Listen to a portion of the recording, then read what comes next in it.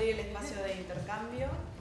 Para ello tenemos comentaristas o van a realizar aportes, pero es abierto, o sea, en realidad la idea es poder un poco entre todos generar conocimiento nuevo. Voy a presentar a los que me faltaron.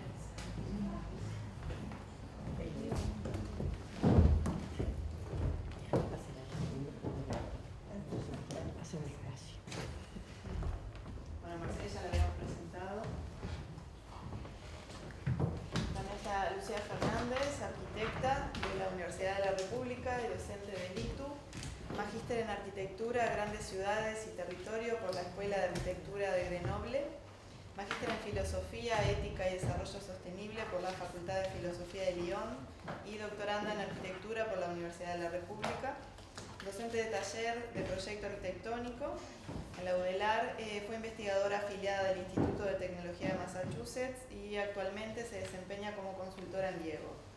También tenemos a Mercedes Luquín, licenciada en Trabajo Social por la Universidad de la República, profesora adjunta en el programa APEC Cerro, UDELAR grado 3, con 30 años de trabajo en territorio, directora del Centro de Referencia Local A2 en el municipio de Minau, en donde se brinda atención a familias y adolescentes entre 0 y 18 años. Se realiza trabajo a nivel comunitario y familiar y abarca los centros comunales zonales 17 y Costa del 18.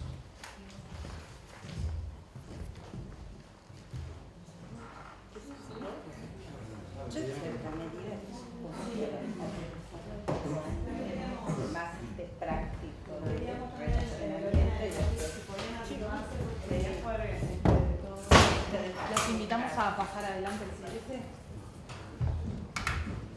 Claro, mejor. Sí, Por eso las estamos invitando a ellas. A ellas. A ellas. No, ellos no vienen. Ellas. Somos todos mujeres. Ellas.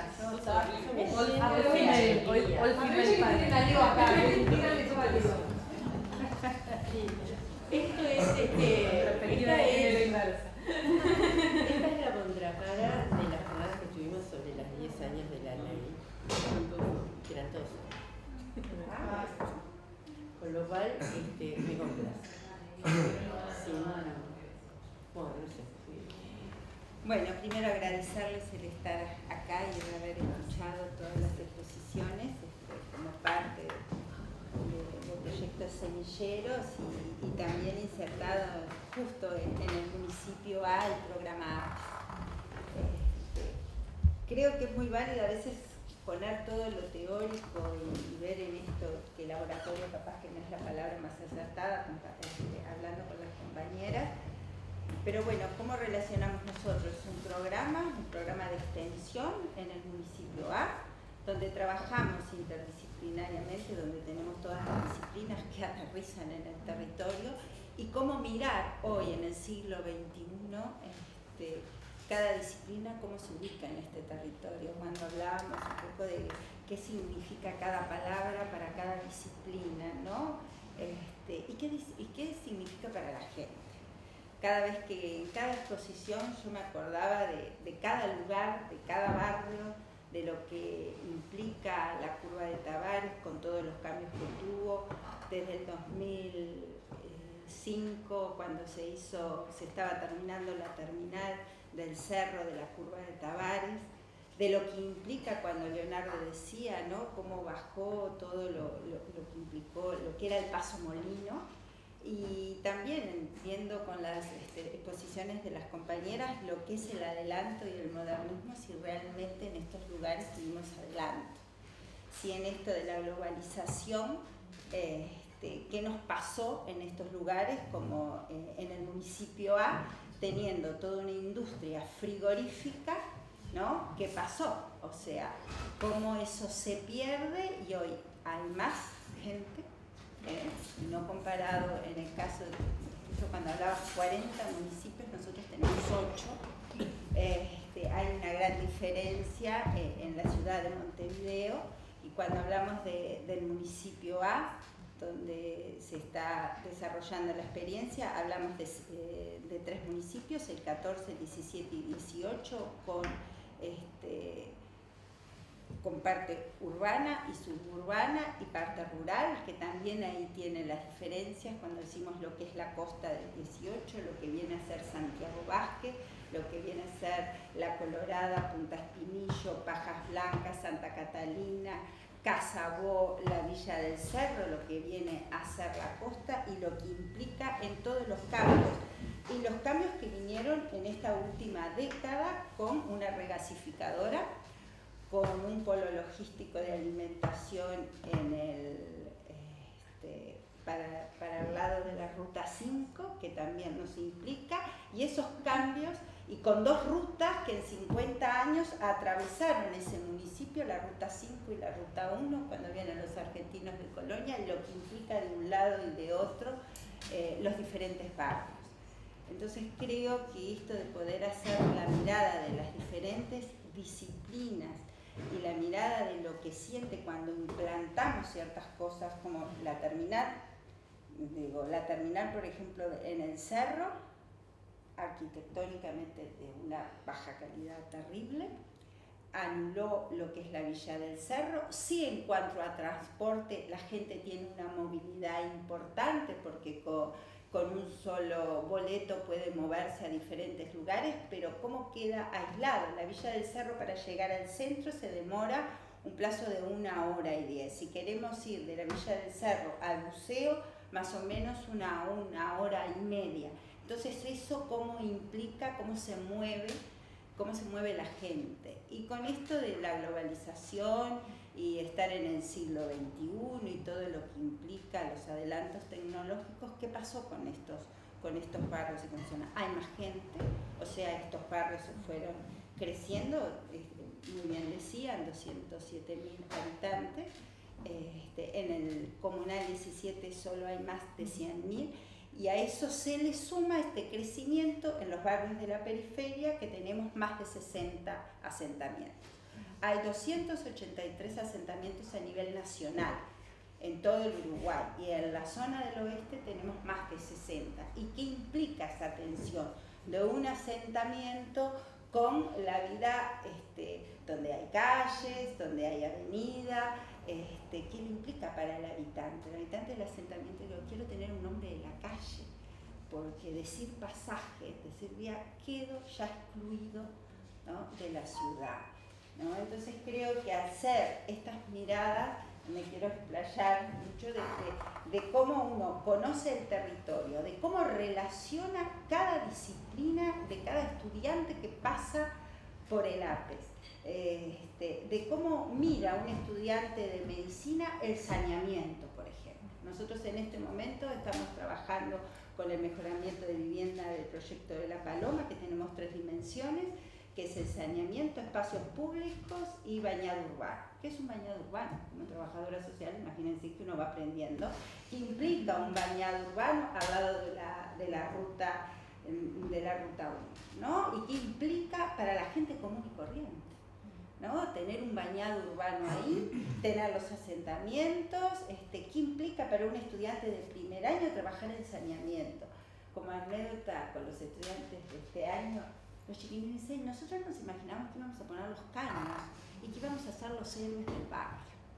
Le digo para cómo uno, cuando empieza a trabajar con los gurises y con los diferentes momentos cuando entran en la universidad, cómo se encuentran, cuando planteamos estas prácticas integrales de poder relacionar diferentes disciplinas, que hace diseño en un salón comunal del barrio Artigas, que la experiencia más rica fueron que los gurises se sentaron, pensaron con los vecinos y preguntaron: ¿qué actividades hacen acá? Entonces, en primer lugar, los vecinos le dijeron: bueno, estamos en la fortaleza. Entonces dibujaron la fortaleza para que se viera. Y hacemos hip hop. Entonces, vamos, ¿cómo podemos hacer un lugar para que se pueda desarrollar? ¿Cómo hacer bajar nuestra universidad a las cosas prácticas de lo cotidiano, ¿no? Porque eso es el dialogar con el otro, ¿no? En esta ciudad impresionante que se abre, que te plantan una plaza a vecinos que ni se imaginan que está la plaza, y después le dicen: cuídenla, ¿ah? Y después el vecino te dice: a mí me molesta el ruidito de la maquita, y se habla de juegos inclusivos y después, o sea, no se utilizan, y después el vecino te dice, sacame los chiquilines de acá, de esta plaza que molestan, ¿no? ¿Cómo dialogamos en esta complejidad tan grande que en el momento de querer ser ciudadanos y apropiarnos de los espacios públicos que a veces excluyen en vez de incluir? En la parte de los barrios 19 de abril y 19 de junio, en los llamados Cerro Norte, se invirtió en el 2008 más de $5 millones en poner servicios donde están las políticas públicas del Estado, donde hay, pero ¿qué pasa? Después se le entrega al vecino un salón comunal de una forma tan perversa que después tiene que mantener luz, agua, todo, que no puede mantener. Y se cae abajo. El 19 de junio se hizo un salón con accesibilidad para la gente con discapacidad, con baño, con consultorio. Estamos en el 2018 y entre todos estamos sosteniendo eso, y los vecinos principalmente, porque a veces es imposible, le damos, o sea, le pedimos al vecino en esto de la participación muy hipócrita que nos mantenga. Entonces voy dejando por acá porque era el hecho de aterrizar y hacer esta mirada. Bienvenida, aprendí muchísimo, creo que también con Miguel, y cómo poder analizar, y junto con Débora y todo, cómo poder aterrizar todo esto simbólico que tenemos, todo esto y cómo llegamos a los estudiantes, desde primero hasta los que se reciben, y que a veces no tienen prácticas reales que puedan hacer procesos, picotean, entran y salen, pero a su vez nosotros que tenemos que hacer procesos en el picoteo, tenemos que armar como un rompecabezas que entramos y tienen que venir otros y seguir trabajando. En el caso del saneamiento, el saneamiento se empezó a trabajar, estamos en el 2018 y se empezó a trabajar en el 2014, entonces, o sea, evidentemente hoy estamos con otros estudiantes, se suma lo del mejoramiento en esa zona, entonces se habla de bañado urbano y de espacios públicos. Hay la calle Camino a las Tropas con el arte, todo lo que implica el arte y la representación de la vida de la gente, que también es otra de las cosas también maravillosas, que ahí se empieza a incluir la gente con las historias de vida. Y bueno, por acá, agradecida. Vale. No sé, no se acuerdan de mí, pero creo que estábamos en la Cruz hace como 15 años. Antes de que la policía de los títulos me agarre, aclaro que no soy arquitecta de lo del AR por las dudas, porque vieron que después cuando quiera ser rectora, dentro de 20 años me van a... No, me recibí en Francia y nunca revalidé el título, así que conste nada. Siguiendo la línea de Mercedes como del aterrizaje, a mí me parecía interesante poder aterrizarlo no tan territorialmente, sino conceptualmente, ¿no? A mí me gustó mucho cuando me mandaron el documento para leerlo, que es más rica la presentación que el documento, me hicieron trampa. Al final, en las conclusiones, tiran por la borda toda la conceptualización del inicio, ¿no? En realidad, todo esto no sirve para nada. Nosotros precisamos una construcción propia de este tema. Y me pareció buenísimo que dieran cuenta como equipo, porque es tal cual en realidad. Cuando vos mirás las referencias bibliográficas, desde Kristaller del 30 o la Escuela de Chicago, hasta todo el pensamiento europeo de los 80 y 90, eso en la periferia montevideana no aplica. Entonces a mí me dio como ganas de esa invitación de poder descolonizar nuestro pensamiento urbano y buscar referencias bibliográficas latinoamericanas que tengan estas implicancias del tema de la economía informal.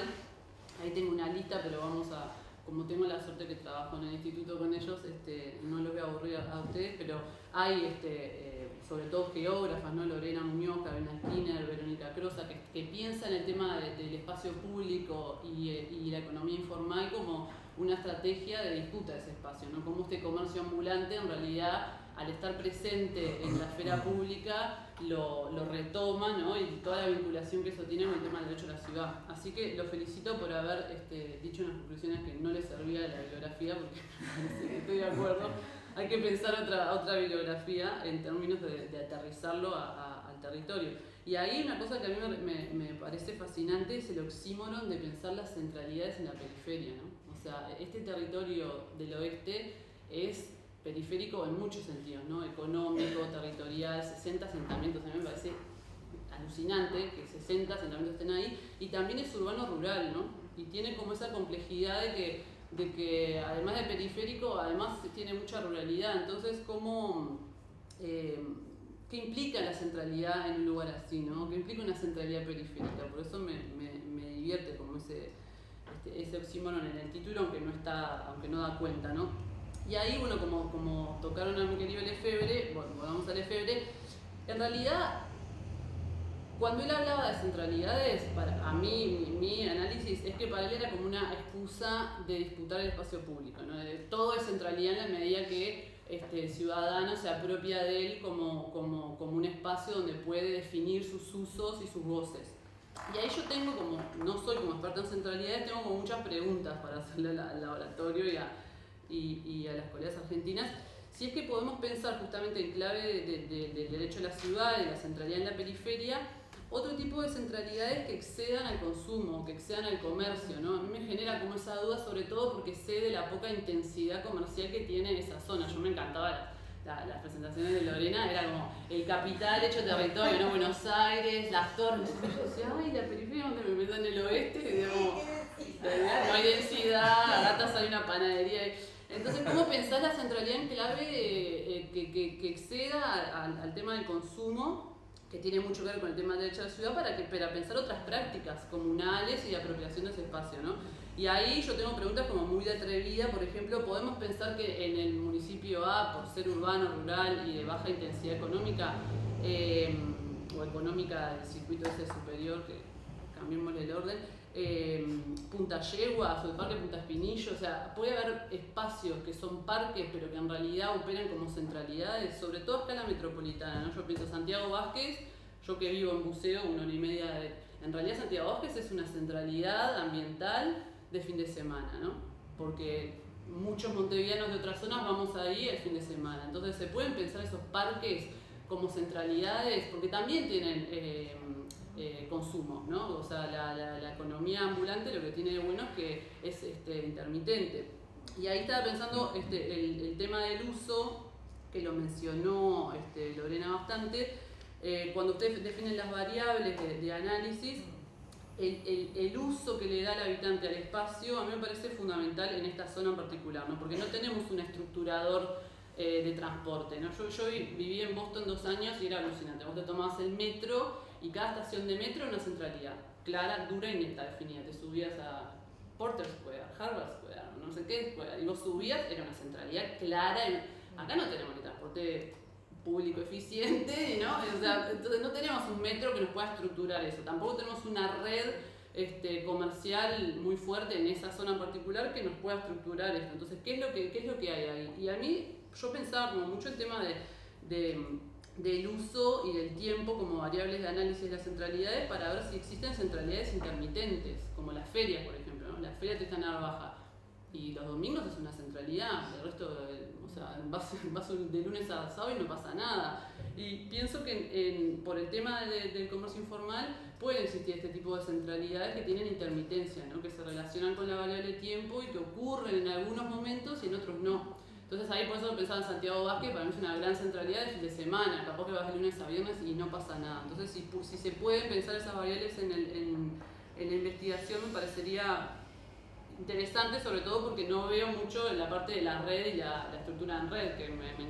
no sé si la investigación va a dar algo en eso, me encantaría saberlo, pero la veo como muy difícil.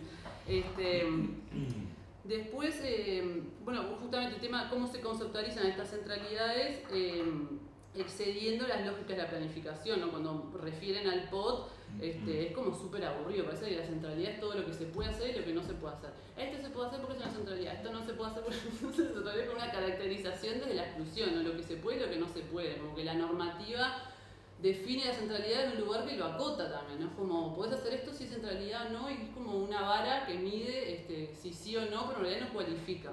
Y ahí me parece, para cerrar, porque tengo otras cosas, pero lo dejamos para después, para mí el ejercicio más interesante del laboratorio es dar cuenta de esa cualificación, ¿no? Cómo se pueden cualificar mediante atributos que exceden al diagnóstico, ¿no? Pero cuando hacían esos planos o esos usos, esas entrevistas, cómo uno puede referir a esas centralidades con una caracterización fuerte y que además las diferencia una de las otras, ¿no? que tiene mucho que ver con las identidades que también se mencionaban, ¿no? Como esos vecinos, como en general tengo mis serias dudas que tengan mucha movilidad entre las centralidades, qué es lo que los hace diferente al otro.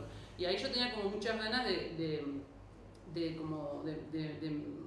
o sea, ustedes están haciendo como un zoom in muy preciso y muy lindo cuando mostraron los planitos, se están acercando mucho al detalle y el proceso siguiente del zoom out, de irse un poco hacia afuera y decir, bueno, ¿qué diferencia uno del otro? ¿No? Y cómo lo cualifico. Más allá de pensar, yo ahí como que si lo logran, chapó, pero la veo muy complicado, como potencializar otras centralidades, decían en las conclusiones, ¿no? Yo decía, más que potencializar cosas nuevas, yo recualificaría o generaría estos atributos diferenciadores de lo que ya hay, porque en términos energéticos y de flujos económicos, no sé si es un territorio como con tanta vida en el sentido de pensar nuevas. Capaz que lo que hay que hacer es recategorizarlas, ¿no? Con esto que le decía de la variable tiempo, los usos y qué sé yo, poder imbricar y agregar más cuestiones que no tengan solo que ver con el comercio, solo que ver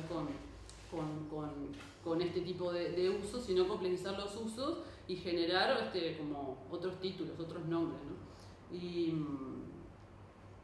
bueno, nada, y me encantó, también aprendí un montón, porque yo centralidad, para mí cuando mantengo centralidad, y sí, nada, y en realidad por eso les decía, son preguntas más de atrevidas, pero que me dieron como muchas ganas, pensando en lo poco que conozco en relación a Mercedes, lo poco que conozco del territorio, pero sé que en realidad el tema del comercio informal es una estrategia de supervivencia, no es si me gusta o no me gusta, es que es eso o no comen, o sea, es eso, o sea, yo compro a otro a determinados precios o no puedo acceder a un comercio formal, es un tema como bastante más complicado que si me gusta o queda lindo en el Paso Molino, ¿no? Es una cosa que es eso porque es lo que hay, digamos, ¿no? En términos de recursos y de acceso a otras posibilidades, ¿no?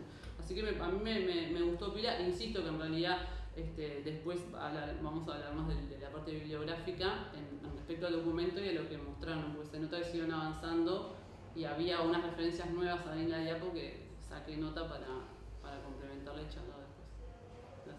Gracias. Bueno, no sé, para complementar un poco la intervención de Tocayo y de Lucía, yo tenía planteado 5 puntos, o sea, tenía planteadas otras cosas, pero voy a hablar exclusivamente sobre 5 puntos porque muchas cosas ya fueron dichas. Y estos 5 puntos me surgen no solo de la investigación que está llevando adelante el equipo, sino también un poco de las presentaciones de las distintas intervenciones en realidad que hemos tenido en la mañana de hoy, ¿no? La primera que me surge es el tema, concuerdo y acuerdo con lo que fue dicho sistemáticamente, y es esto de la definición de centralidad, o sea, de qué estamos hablando hoy cuando hablamos de centralidad, no en el 98. El otro día hablaba con un estudiante y me dice, pero este viejazo del 98, yo creo que ni siquiera había nacido, ¿viste? Viejazo. Bueno, sí, es un poco así. Es un poco o sea, no solo porque la situación del territorio era diferente a la de ahora, sino porque también el concepto de centralidad, yo creo que todo se ha modificado de tal manera, incluso la manera de vincularse y relacionarse, aunque algunos temas persistan, ¿no? Y hacen que las lecturas territoriales sean diferentes. Entonces, me parece muy bien discutir y poner en debate o intentar decir, bueno, hoy de qué hablamos cuando hablamos de centralidad, hoy. Y también me parece súper interesante lo que acaban de resaltar, que es según nosotros, no según la bibliografía europea, que sí nos sirve como base. A mí me ha pasado muchas veces que investigando algunos temas uno suele tomar como referente toda la literatura que nos viene de fuera, pero resulta que acá en el país y en la región tenemos ya un conocimiento bastante profundo y avanzado sobre los mismos temas, que han resignificado varios conceptos. Entonces, ¿qué significa hoy para nosotros hablar de centralidades, ¿no? Y aquí me parece bien una revisión o intentar una nueva definición que nos sirva a nosotros más, ¿no? Bueno, el primer punto que quería hablar es sobre centralidad y territorio, ¿no? O sea, la centralidad ¿dónde? ¿Y de qué tipo de centralidad estamos hablando? Y aquí hay un tema, o sea, no es lo mismo una centralidad rural, que en este municipio sí las hay, una centralidad en medio de un barrio consolidado, de un asentamiento o prácticamente de un pueblo como casi que aislado como hoy lo es Santiago Guarda. O sea, centralidad y territorio es de alguna manera reconocer lo que también nuestras colegas o los aportes que hemos tenido desde la Argentina de distintas maneras nos han hecho ver, que es reconocer un poco cómo se ha generado esa centralidad y cómo es que hemos llegado inserta en qué realidad está, ¿no? Y esto implica reconocer la solidez o la fragilidad que tiene el territorio donde esta centralidad se localiza. El segundo punto que quería mencionar es el tema de, que lo acaba de plantear, cuestionar Lucía, a ver si lo cuestiono, además a ver si es cierto o no, lo de esta lectura en términos de sistema o de red, ¿no? Centralidad y sistema. Yo creo que aquí hay cuestiones que es interesante incluir bajo una nueva definición de centralidad y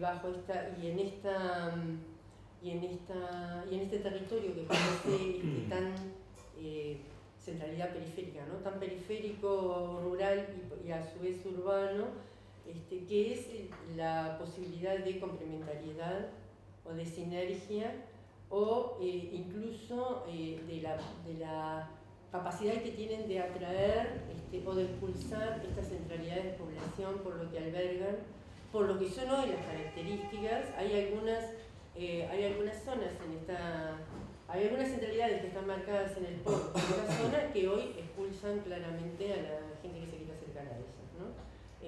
Mientras que otras se han reforzado de tal manera, y aunque sea basados en solo una actividad, como la de Camino Higgins, que tiene un equipamiento educacional fuertísimo, y es eso, una fábrica y un kiosco.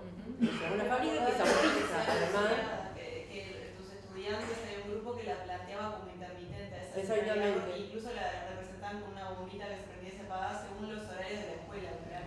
Solo funciona porque tiene un equipamiento, está en medio del campo y tiene una escuela y un liceo fantástico, una fábrica que es autista, o sea que ¿no? Porque si no estuviera prácticamente sería lo mismo para la centralidad, y nada más. Un kiosco, o sea, eso es nada más.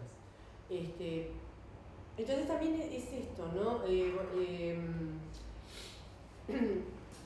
Bueno, esto de atraer o expulsar, el otro tema, y que está vinculado al anterior, a lo que estamos hablando de esta centralidad, es la de centralidad y vocación, o sea, qué tipo de centralidad tenemos, o sea, cuál es su origen, qué es lo que albergó, qué tiene hoy y qué es lo que puede albergar, ¿no? O sea, yo me preguntaba, cuando tú ponías el ejemplo de estas nuevas localizaciones del segundo nivel financiero, ¿no? Estos barrios donde se localiza pequeño comercio o comercio de nivel medio, que a lo mejor tienen algunos boliches o lo que fuera, pero que hoy están y mañana no están, ¿no?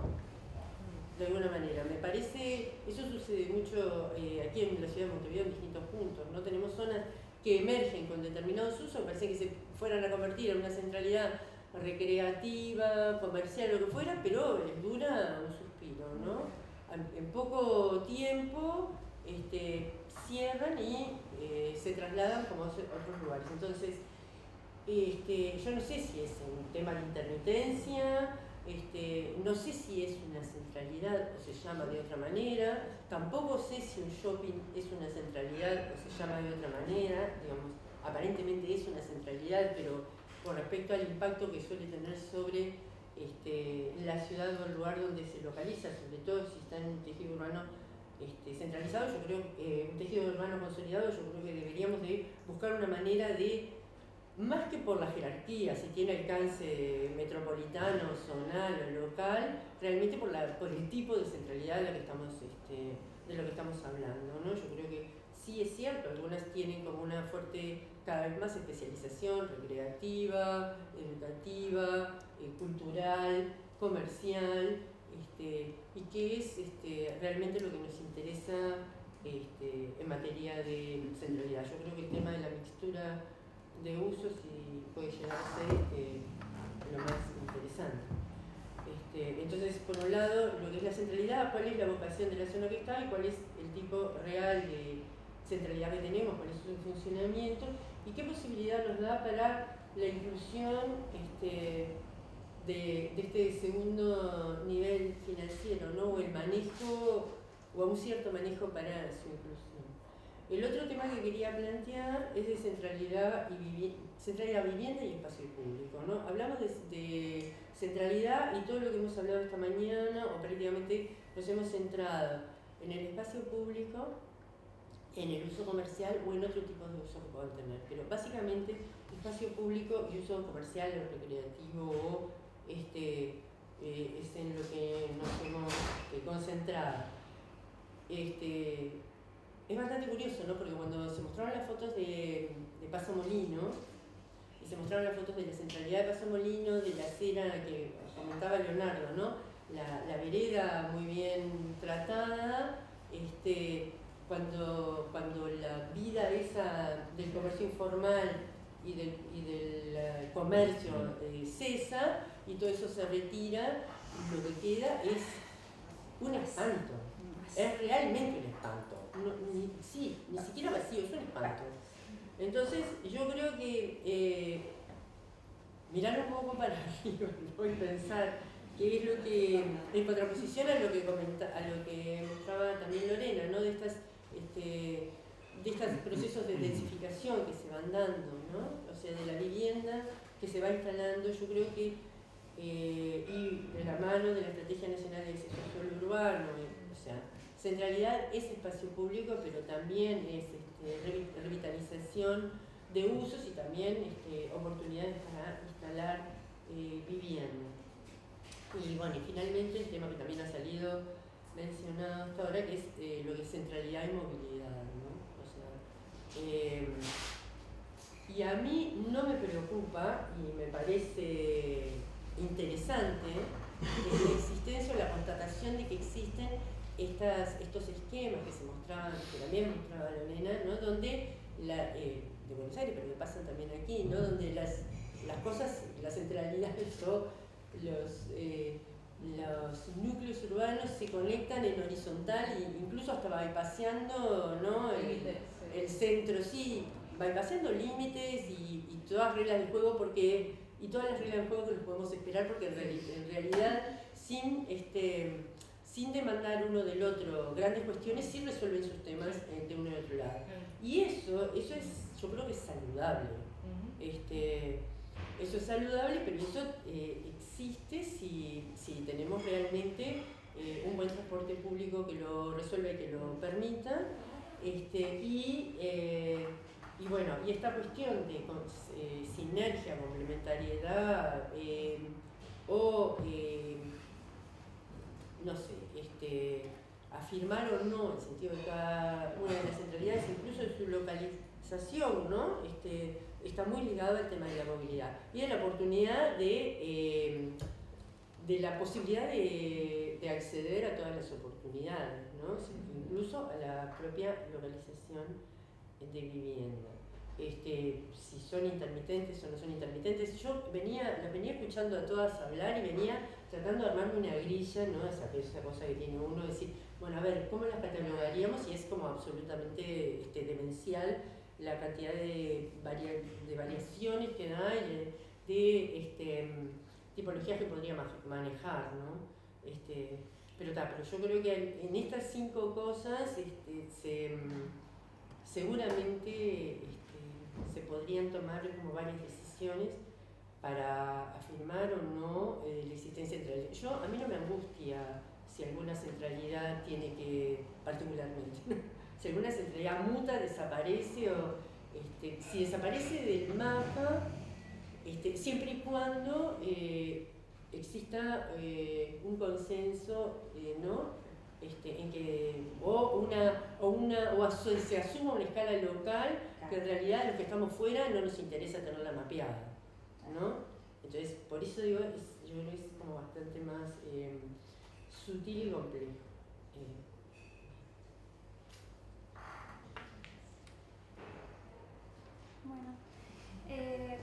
Bueno, pensaba en la lectura del texto que pudimos acceder del texto que ustedes nos enviaron y también en los comentarios que realizaban las colegas, retomando también el tema de la globalización, ¿no? Vos señalabas y también cómo se podría articular pensando como una categoría, ¿no? Una categoría central que articularía también el trabajo de la extensión, de la presencia de los estudiantes en el municipio, ¿no? Articulando también con la presencia del trabajo de la docencia, ¿sí? de la facultad, como una categoría y también pensarla como proceso y como periodo, ¿no? Creo que sería, digamos, una forma de poder acercarnos desde esa categoría y desde la bibliografía que tenemos, no solamente de nuestras disciplinas, sino también de la sociología, de las discusiones que se dan, de cómo se entiende el proceso, cómo podría encararse o, digamos, enriquecerse el estudio, digamos, en ese territorio.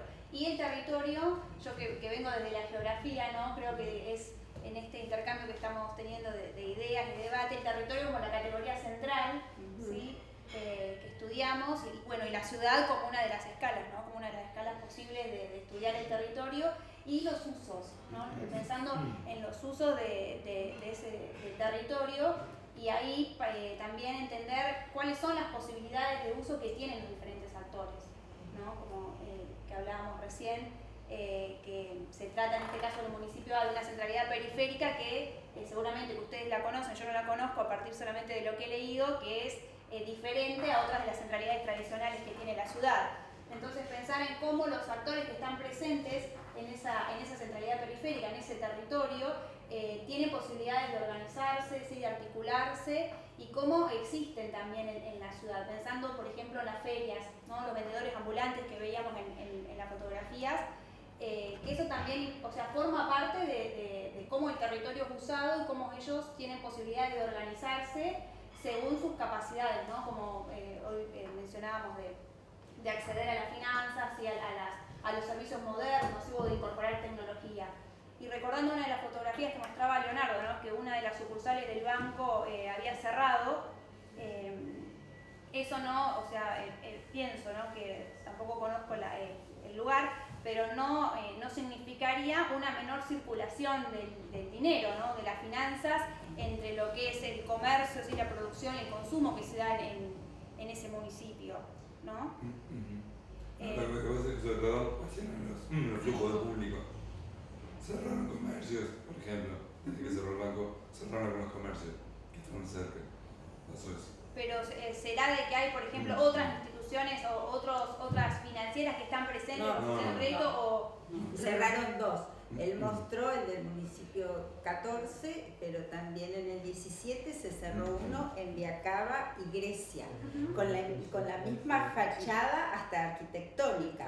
Entonces se colocó en la curva de Tavares. Eso no es que haya otro, es ese banco. Y lo que tiene en la periferia es esas financieras como decimos los créditos de pobres para pobres, ¿no? Pronto, Cash, todas esas financieras que se dan, que están en el Paso Molino y que están en la curva de Grecia, que es eso, lo mediano que juega con esta población más necesitada, ¿no? Así, yo lo describo así, crédito de pobre para pobre. Claro, ese crédito que sí. O sea, con menos requisitos. Con menos requisitos y que después permanentemente está como apretando, pagame, te doy todo esto, mirá todas las posibilidades y inmediatamente es un acusamiento y se apropia de lo poco que puede tener la gente en esa zona, ¿no? Eso es contrario.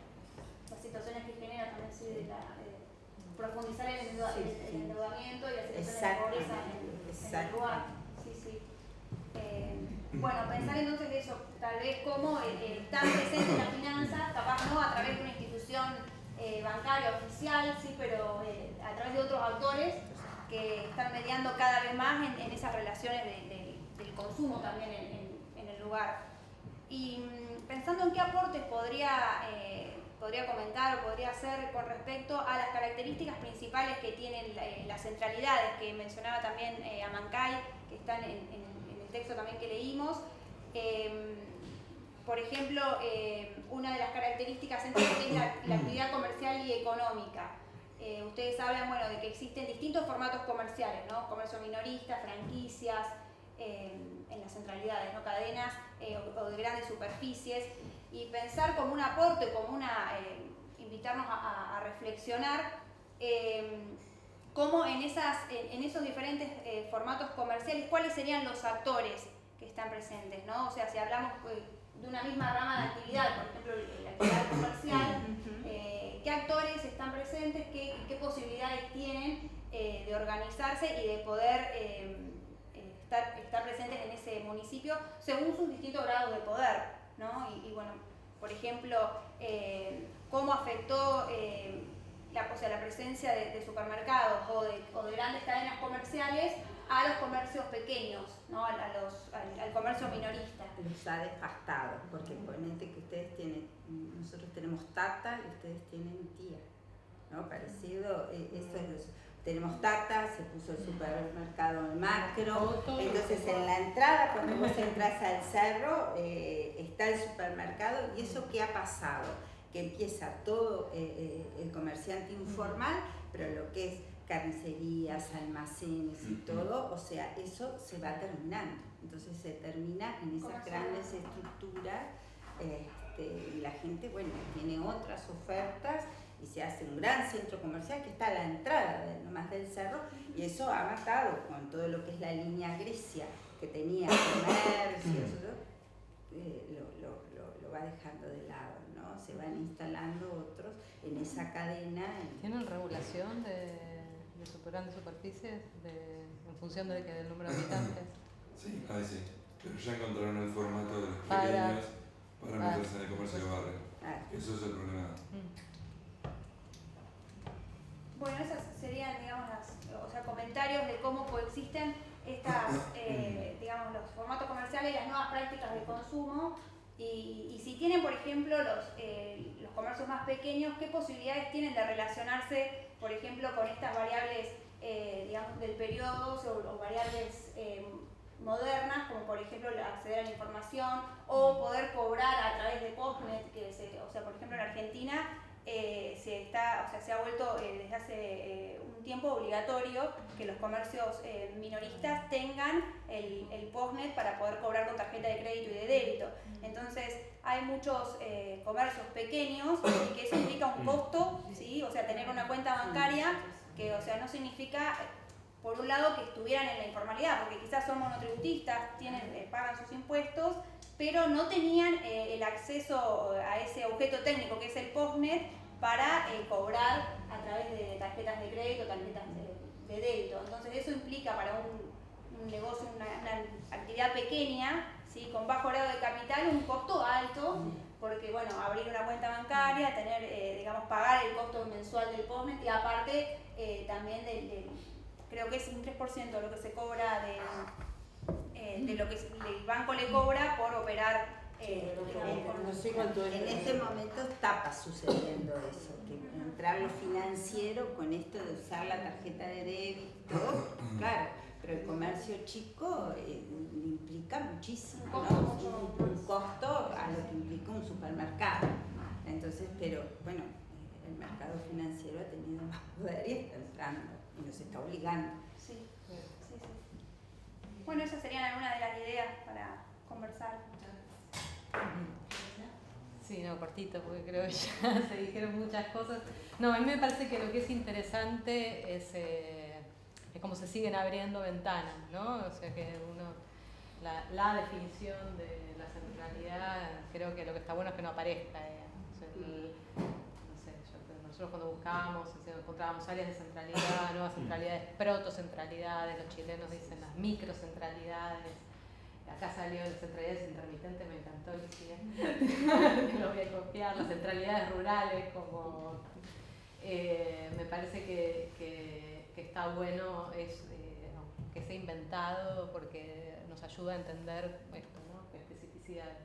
Hay un geógrafo portugués que cuando empecé a hacer mi tesis allá en Barcelona decía lugares de condición central. Porque, bueno, acá ha salido igual esto de la condición o el carácter de centralidad, no el centro como un lugar, sino como una condición, ¿no?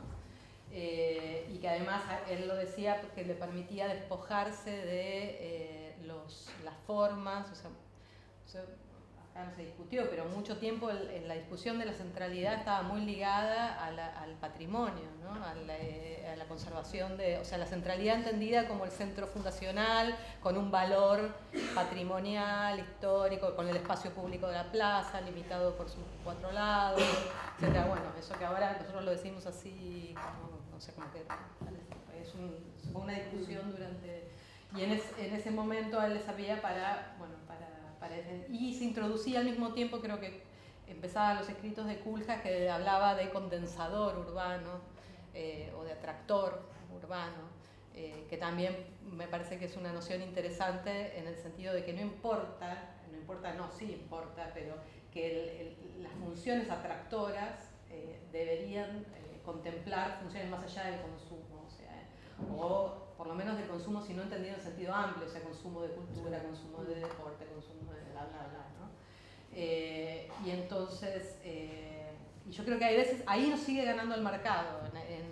En Argentina, por ejemplo, los urbanismos vamos siempre por detrás, ¿no? Hay un la última generación de shopping es el shopping de cercanía, que se pone cerca de los barrios cerrados y es un condensador urbano. Porque provee a los barrios cerrados de un montón de cosas que el gimnasio, la peluquería, el correo, la no sé qué. Y entonces el shopping, en realidad, la parte comercial es menor que la de servicios.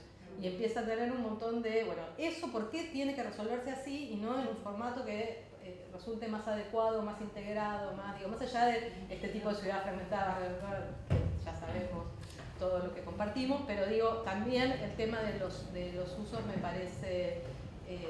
interesante. Respecto al trabajo en sí, 2 cosas que son más preguntas que me parece buenísimo el tema de, el pot es viejo,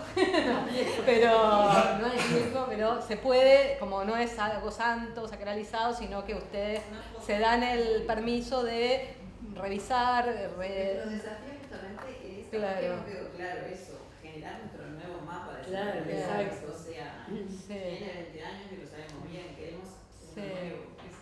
Es parte de la problematización del tema, sí. Claro. Lo tenemos guardado, en realidad tenemos un proyecto de nueva centralidad, digamos, del nuevo mapa, pero lo dejamos para la tercera jornada, lo guardamos Está bueno. No, porque había un dibujo que aparecía en la ponencia que era uno de rojos, que era como era de equipamiento, son otra centralidad, no entendí muy bien, porque hay las 3 que dicen urbanas, metropolitanas, zonales y locales, que yo no termino de entender bien cuál es el criterio para definir la jerarquía de las centralidades, porque hay unas variables históricas, pero se mezclan también con... obviamente que también eso está en tela de juicio, ¿no? Pero estaría el centro principal, el 18 de julio, pero claro, es así. Después, las centralidades urbanas y algunas históricas están dentro de la misma categoría, cuando hay vínculos con el resto del área metropolitana o porque por algún motivo eran, pongámosle, Paso Molino, Unión, que eran antes como pueblos más separados del Montevideo Central. Después, la categoría de zonales, que son cuando hay vínculos, por ejemplo, lo usan más de un barrio, y la local, que es estrictamente de un área bien pequeña. Por supuesto que no incorpora justamente que creemos que es un déficit, el tema de cualificar cada uno de ellos, digamos, esas vocaciones que decía Mercedes, ¿no?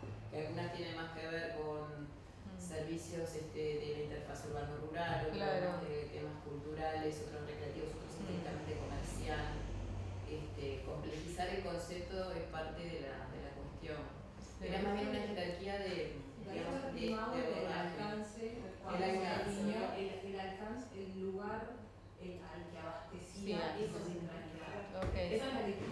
No, está bien, porque yo leía cosas que tenían que ver con la evolución histórica. Decían son áreas que áreas comerciales ligadas a crecimientos posteriores, o sea que como que también había una variable que tenía que ver con la cronología o con las etapas de...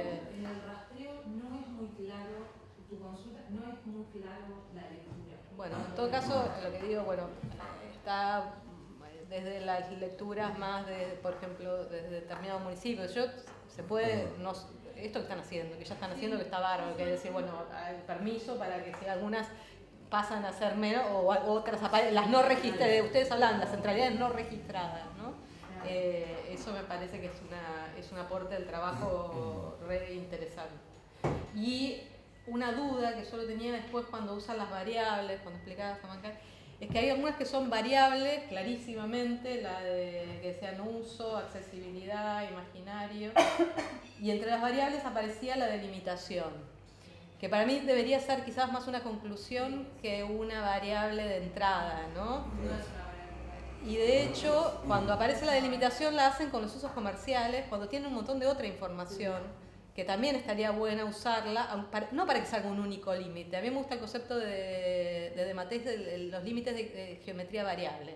Es decir, quizás tengo varios límites en función de cuál es el tema de la centralidad que estoy...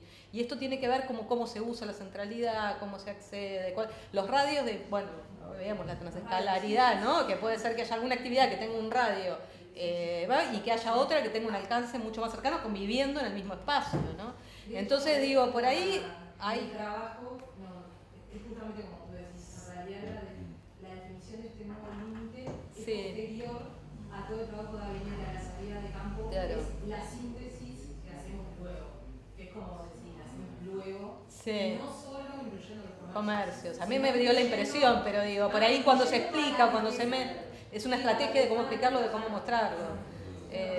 Nada más. No, y nada, a mí hay un concepto que aparecía en función de cómo se usa, qué sé yo, que me acordaba del Manuel de Solá Morales, que decía el concepto de distancia interesante, ¿no?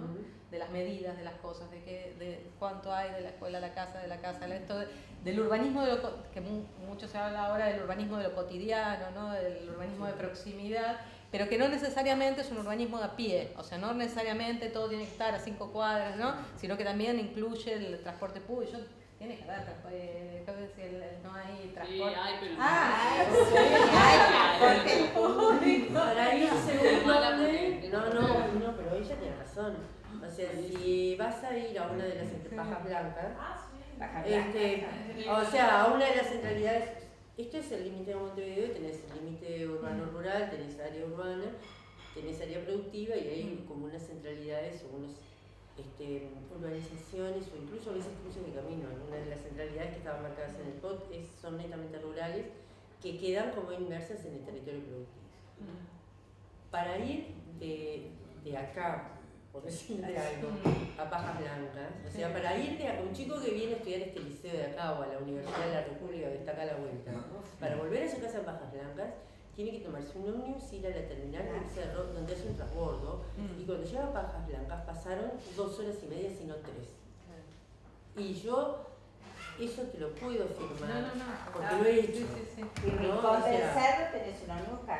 Exactamente, cuando salen y cuando agarran a las 7 de la mañana y a las 12, los que entran al liceo, los docentes, tienen que tomar uno y volver a la 1. O sea, tenés 3 ómnibus a lo largo de todo el día. Y un transporte público que además es caro. Es muy caro. Claro, eso es un condicionante. Entonces, yo creo que el tema movilidad desde la perspectiva del transporte público es fundamental para esta zona y para toda la ciudad en sí. O sea, para todo lo que hemos estado hablando y para muchas otras cosas. Es un tema que Montevideo no ha sabido resolver.